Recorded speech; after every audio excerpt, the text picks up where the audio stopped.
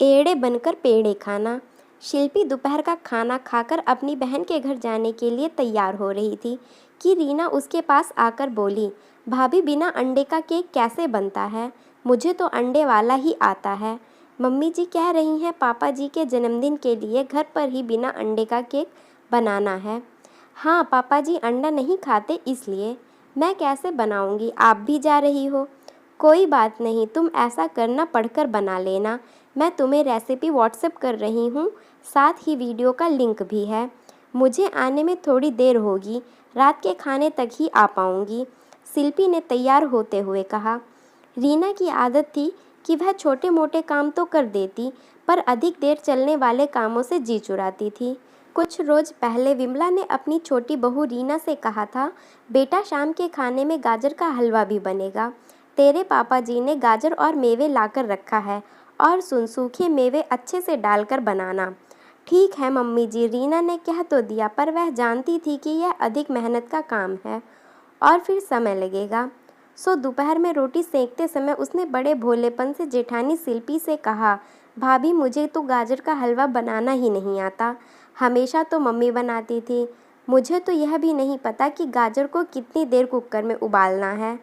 नहीं छोटी, गाजर को कुकर में उबालना थोड़ी ना है, कद्दूकस करके बनाते हैं, शिल्पी ने हंसते हुए कहा। वही तो कह रही हूँ, मुझे बनाना नहीं आता। अगर ठीक नहीं बना तो सब मेरी हंसी उड़ाएंगे। बच्चों जैसी रोनी सूरत बनाकर रीना बोली, भाभी प्लीज़ आप बना देना। ममता मई भोली शिल्पी अकेले ही लग गई काम में। उधर रीना मज़े से अपने कमरे में फिल्म देखती रही। कुछ दिन बाद विमला ने रीना से मिर्ची का अचार बनाने के लिए कहा। रीना भोली बनकर वह काम भी शिल्पी के सर कर दिया। रोज़मर्रा के कामों के अतिरिक्त विमला रीना को जो भी काम बोलती, वो भोलेपन से काम नहीं आने का बहाना बनाकर उससे बचती और कमरे में फिल्म देखती या मोबाइल चलाती। धीरे धीरे विमला और शिल्पी रीना की चालाकियाँ समझने लगी थी। विमला रीना को काम इसलिए बोलती जिससे दोनों बहुओं पर काम का सामान भार रहे, देर सवेर दोनों को काम करने की आदत बनी रहे। उधर शिल्पी किसी काम के लिए मना इसलिए नहीं करती थी कि संयुक्त परिवार में काम कोई भी करे, पर काम पूरा हो जाना चाहिए और सभी में प्यार बना रहे। एक रोज़ रीना की सहेली आई थी। विमला उसे चाय के लिए बुलाने गई तो रीना की बात सुनकर दरवाजे पर ही रुक गई।